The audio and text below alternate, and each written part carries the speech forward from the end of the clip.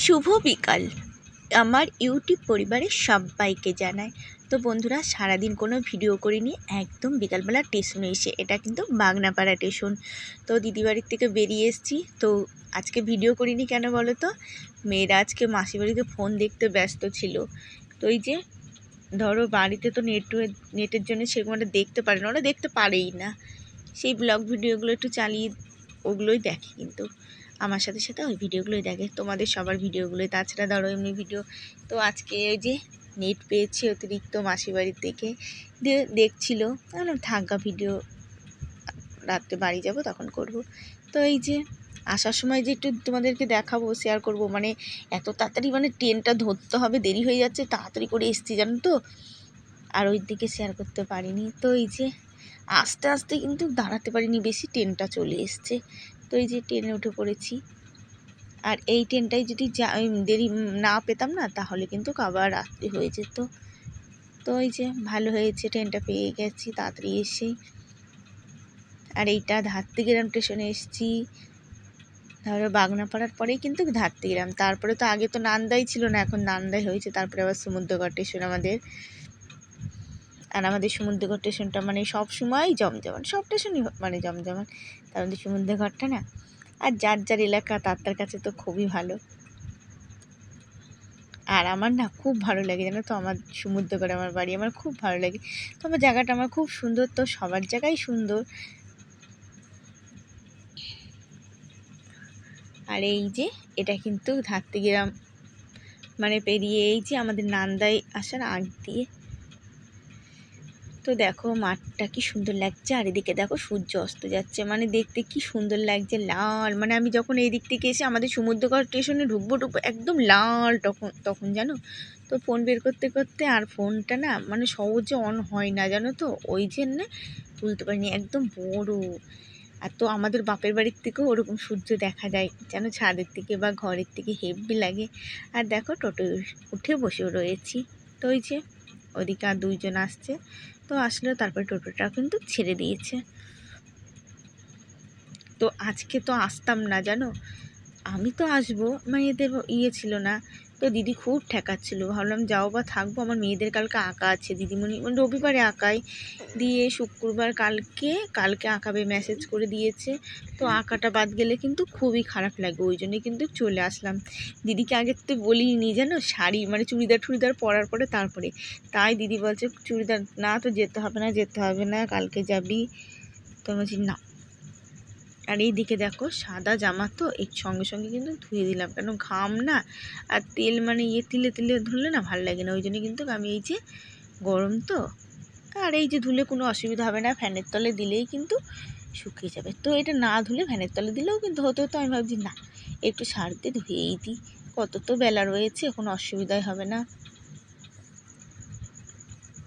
তো জানো তো এই জামাটা তো আমার গায়ে মানে যখন কিনা হলো না, খুব বড় ছিল, মানে একটা ডবল এক্সেল দিয়ে দিয়েছিল। তো এই জামাটা মানে আমি যার দিয়ে সেলাই করেছি এমন করে দিয়েছে, মানে বলার কথা নেই, একদম হাতটা যে আমি হাতে টাইট হয়ে গেছে। তো হাতটা কেটে মানে একটু বড় করে রাখবে, তো মানে সেই বড় করে নিয়ে একদম কেটে ফেলেছে, কি যে করেছে না সে মানে বলার কথা নেই জানো। তো দেখো আমরা এসে বিছনা টিছনা মানে ঝেড়ে ঝুড়ে ঘরটা ঝাড় দিয়ে, তো এই যে শোকেস টোকেস মুছা হলো, আবার দেখো শোকেসটাও নোংরা পড়েছিল, আর এই যে গ্যাসের ওভেনটা মুছা হচ্ছে। তো এই যে ঘরটাও কিন্তু মুছে নেব, ঘর না মুছে নিলে মানে খাবার টাবার করতে হবে রাত্রে। তো আর এই যে ইঁদুরে কেটে যা করে না, পাইপটা সেই দিনকে পাল্টালাম, তো দেখলেই, এই তো পাইপ কদিন হলো পাল্টালাম, শীতের লাস্টের দিকে পাইপ পাল্টালাম, আর দেখো কি অবস্থা হয়েছে, মানে পাইপ টিকছেই না। তার মধ্যে তো দেখো আমার নিচে থাকে, তার মধ্যে ইঁদুরে আরও কেটে দেয়। তো দাঁড়িয়ে দাঁড়িয়ে রাঁধতে কিন্তু ভালোই লাগে, কিন্তু আমার তো সেই ব্যবস্থা নেই। তো আগে একটা টেবিল ছিল, টেবিলটা ভেঙে গেছে, টেবিলটা বেশ দাঁড়িয়ে দাঁড়িয়ে রাঁধতে না খুব ভালো লাগে বেশ।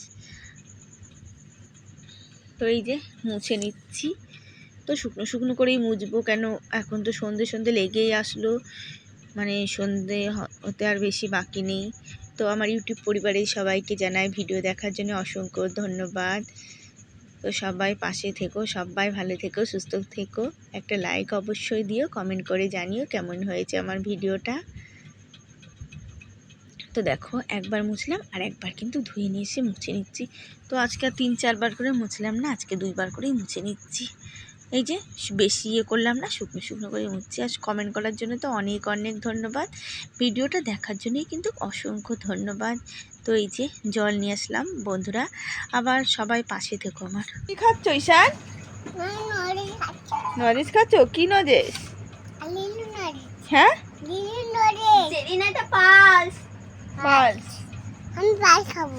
ভালো, এটা ভালো। তুমি কাঁদছিলে কেন? দিদি ভেঙে দিয়েছে বলে? তো ভেঙে দিয়েছে তাহলেই তো ভালো, তুমি ভালো খেতে পারবে। সবাইকে বলে দাও তো ভালো নাকি।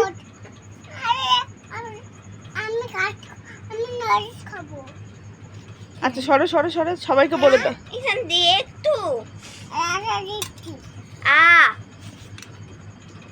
কই নেই তো ওখানে, তো নে লজেন দিচ্ছে না, লজেন। ঈশান ভালো মিষ্টি আমাকে দাও, একটু আমাকে দাও। আমাকে এই যে আমার আছে, আমিও খাবো, আমি তো এটা খেতে ভালোবাসি। এটা আমার, এটা আমার বাবা, এটা আমি খেতে খুব ভালোবাসি। তো দিদির কাছে শুনে দেখবি। কি দি ভাই,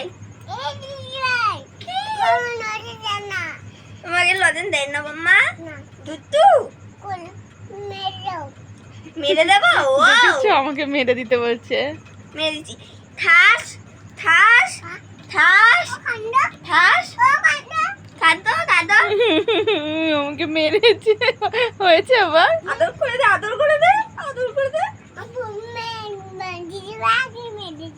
মেরেছি।